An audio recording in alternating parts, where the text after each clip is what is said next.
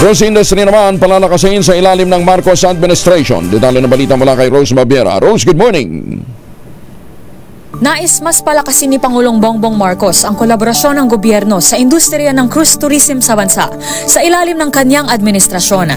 Ito ang imbitasyon na inihayag ng Pangulo sa mga leader sa naturang industriya sa kanyang talumpati sa Sea Trade Cruise o STC Asia 2024 na ginanap sa Parañaque City.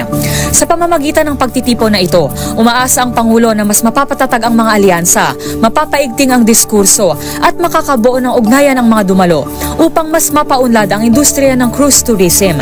Nangako rin si PBBM na ang pamahalaan kasama ang mga regional partner nito ay nakasuporta sa lumalagong industriya. Tututukan aniya ng Marcos administration ang paglikha ng mga infrastruktura gaya ng pagpapabuti ng mga pantalan at destinasyon ng mga cruise tour. Mahalaga rin aniya ang paglikha ng mga ugnayan sa lokalidad upang sa pag-usbong ng industriya ay kasabay ding uunlad ang lokal na komunidad. Kasama rito, binigyang diin ng Pangulo ang proteksyon ng kalikasan at pagpapanatili ng kultura. Matatanda ang noong nakaraang taon, kinilala ang Pilipinas bilang Asia's Best Cruise Destination at World Cruise Awards.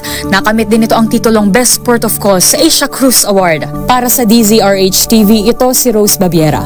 Una sa Pilipinas, una sa Pilipino. Maraming salamat, Rose Babiera.